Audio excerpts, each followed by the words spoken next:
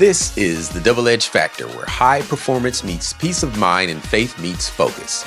I am your host, Rob Manuel, and peace and blessings unto you.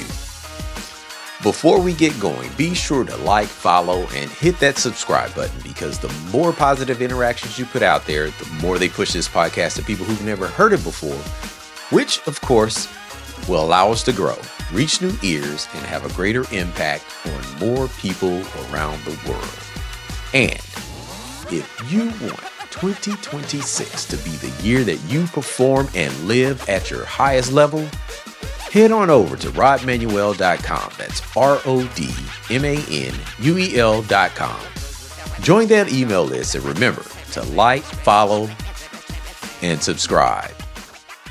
All right, let's get into it. I've got one question for you today, and I need you to sit with this. Don't rush it. Don't go past it. Here it is. When was the last time you did something that genuinely made you uncomfortable? Not convenient, not mildly awkward. I mean, genuinely uncomfortable. Stretching yourself, stepping into unfamiliar territory, doing something before you felt ready. Because here's what I've learned, and here's what I've observed in high performers and leaders, in athletes, in people of faith, and yes, including myself. The more successful we become, the more predictable we become. And the more predictable we become, the more we start to mistake comfort for peace, and routine for, of course, purpose. Hear me on this. Comfort and peace are not the same thing. Peace is like an internal state. Real peace, the kind of peace that Paul describes as surpassing all understanding, that peace can exist in the middle of a storm, in the middle of change, in the middle of uncertainty. But comfort, on the other hand, comfort requires sameness. Comfort says, don't move me, don't shake me. I like it right here. And here's the dangerous part of that. Comfort wears the clothing of peace. It looks like peace. It feels like peace, but it's not, because comfort is a costume. And a lot of us have been wearing it so long that we've forgotten it isn't who we really are. Now, I want to be careful here. I'm not attacking routine, because discipline is a gift. Structure really does matter. But here's the difference between productive routine and predictable stagnation. Predictability, the way that we use it today, is when you start making every decision based only on what you already know. When you stop asking those hard questions, when every week looks exactly like the last one and you're not in a season of rest. You just stop expecting anything to change.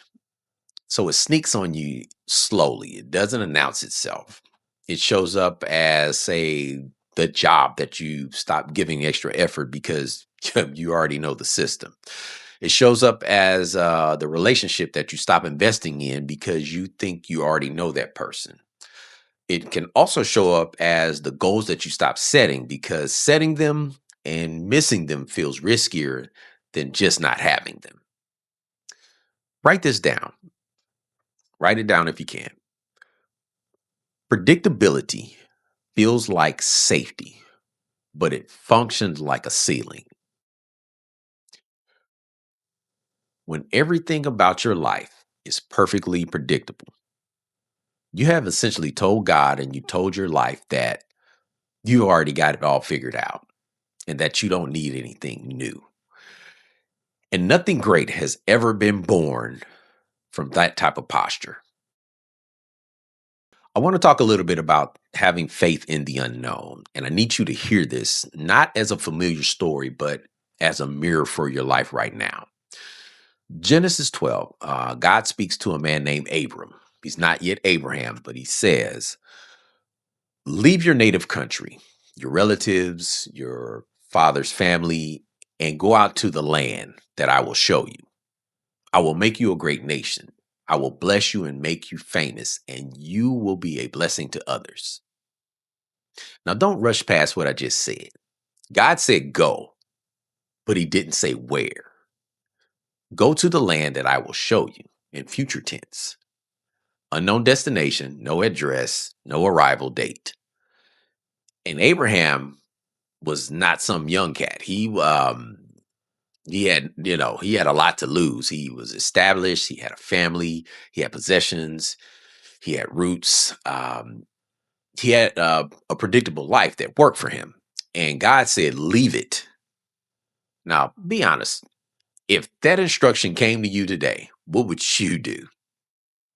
Most of us, we pray about it for 6 months. We'd ask for a sign. We'd ask for confirmation of that sign. We'll make a pros and cons list. We'll talk to a friend. We'll ask for clarity. We'll even ask for more clarity. And that's predictable faith. See, it's the faith that actually never requires trust because you've already worked out all of the details before you even move. But in the verse, it simply says, so Abram departed as the Lord had instructed. And that's it. He left. No GPS, no 5-year plan, no feasibility study. He just went. And that one act of stepping out into the unknown became the foundation of one of the greatest legacies in all of human history. He's called the father of faith, not because he had it all figured out, but because he was willing to move before he did. So let me ask you a real question. What is your of the Chaldeans? And that's where Abraham was from. So what is the comfortable, familiar, predictable place in your life that God or your calling or even your promise has been asking you to leave?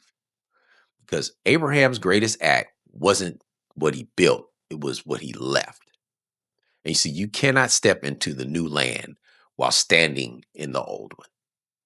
Okay, let me give you something practical because inspiration without application is just entertainment. I'm going to give you 3 moves. That's it. Move number 1, do one uncomfortable thing this week, just one of them. Think about that conversation that you've been avoiding or that idea that you've been sitting on, or maybe it could be the call that you keep putting off. One uncomfortable thing, and that's 52 growth moments in a year. Over time, that will equal transformation. Number 2, audit your inputs. What are you reading? Who are you having conversations with? What are you consuming?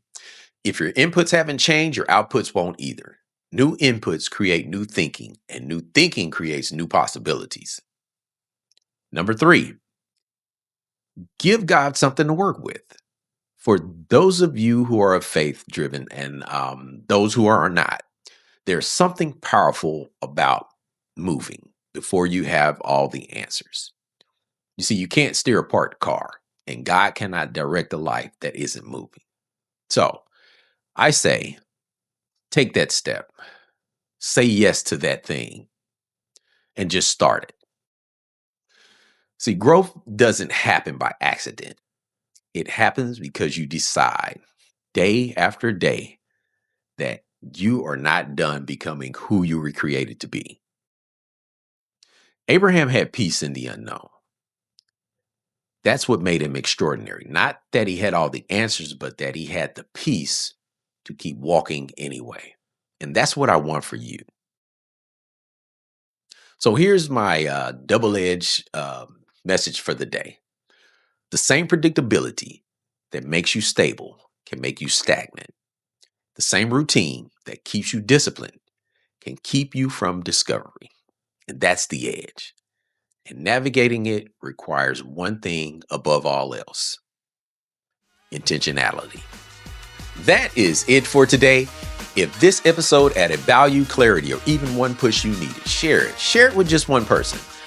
The only way we grow this podcast is when you guys share it.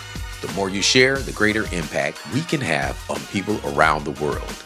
And if you want 2026 to be the year that you perform and live at your highest level, head on over to rodmanuel.com. That's RODMANUEL.com, where you'll find resources, coaching tools, and more to help you live, lead, and perform at your highest level. You can also order a copy of my latest book, Faith on Demand, which is also available on Amazon, as well as other exclusive content. And as I always say, be intentional with your words, be intentional with your thoughts, and be intentional with your actions. And always find a way to be a blessing to someone else today.